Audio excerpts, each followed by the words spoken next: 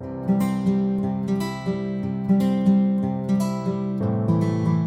everybody, I'm Ibrahim Siawash. I'm a psychologist and I've been practicing since 2011. It's been a decade now that I have been a student and a practitioner of everything that is human minds and human behavior. In this video, I want to take a moment to talk to you about a discipline called mindfulness. Now, why is it important to understand what mindfulness is? Now, hold on a second. I'm not going to talk about meditation with you. I'm not going to ask you to say Om and put your fingers like this. Not at all.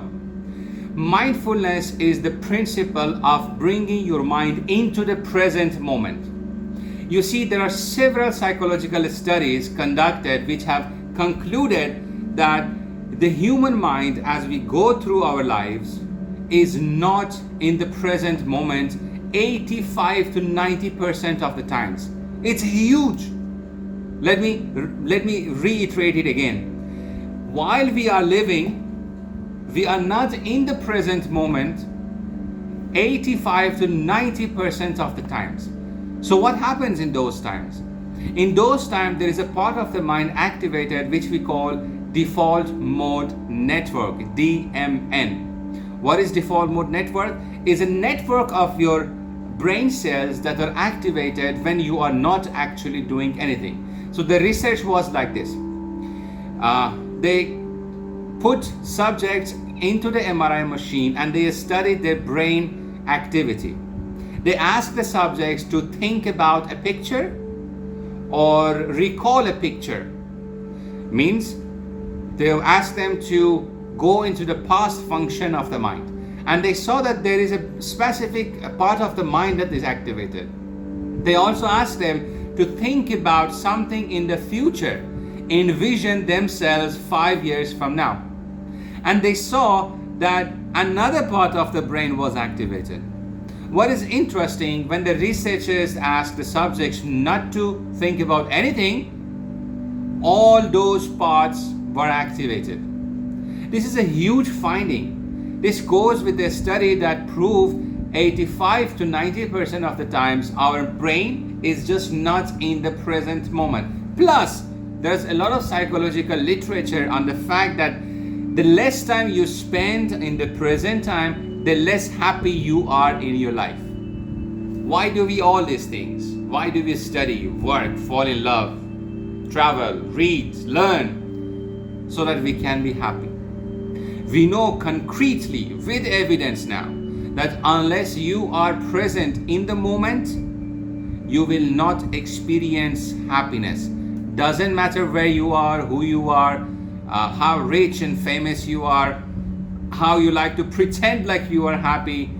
When it comes down to it, unless you know how to live in the moment, you are not happy. You don't experience the feelings of happiness, of well-being, of joy. Now, this is where mindfulness comes in. Mindfulness is an ancient art. It's a combination of a lot of skills. It's not just meditation. You don't just have to sit and say Om. No, you don't have to do that. Mindfulness is a combination of all these skills that help you train your mind to be in the present moment. Let's do an exercise right now. While you are listening to me, were you really in the present actively with all your senses engaged in this video? Or were you thinking, what comes next? Or what do I have to do next? What is my to-do list? Or what did I do yesterday, in the morning, during the day? I bet you are not 100% present when you are listening to this video, did you? Now I want you to do this exercise with me. Just stop this video and practice 5, 4, 3, 2, 1. This is not a meditation. This is how we can bring the mind from being engaged in all these ideas of past and present and everything around us into the present moment. I want you to focus 5 things that you can see after I tell you what to do. Focus on 5 things that you can see. Now I want you to really focus on them. See the texture, the color, the feeling. Imagine how they would look like if it was near or far. 5 things that you can see. 4 things that you can hear. Close your eyes and listen to 4 different sounds. Identify them separately. 3 things that you can smell. With your eyes closed, smell in the air. What are the 3 things that you can smell? Now try to identify them separately from each other. 2 things that you can feel. 2 things that you can feel. The weight of your clothes, the weight of your body, the air, everything around you. Feel. And finally, 1 thing that you can taste. With your eyes closed, taste something that is in your mind, in your mouth. That's it. 5, 4, 3, 2, 1. By the end, when you open your eyes, I bet you are not thinking anything else except being present in this moment. This is one of my favorite exercises when I'm too stressed, when I don't know what to do, when I am too overwhelmed, especially after using a lot of social media. I quickly stop, do 5 things that I can look around, and then close my eyes, and 4, 3, 2, 1. There is one final tool that I want to impart on you for free completely. You don't even have to meet me in my office and pay $7,000 per session. This is called the child's eye. The second and another important exercise that I want you to practice from today is throughout your life, whenever you enter a new place or an old place, I want you to imagine that it's a new place and you are here for the first time.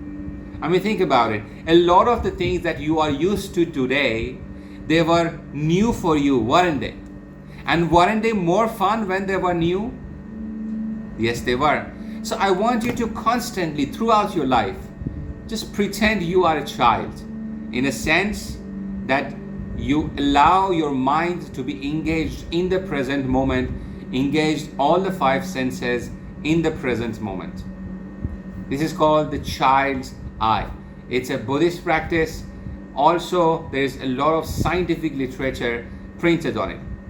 Once again, I'm Ibrahim Siawash. Thank you for listening to this video. I hope you learned these 2 new techniques useful. You found them useful.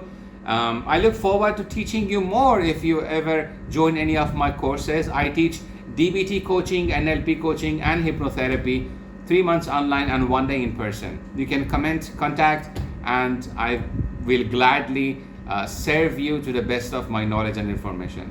Stay blessed, stay like children, stay in the present. Bye-bye.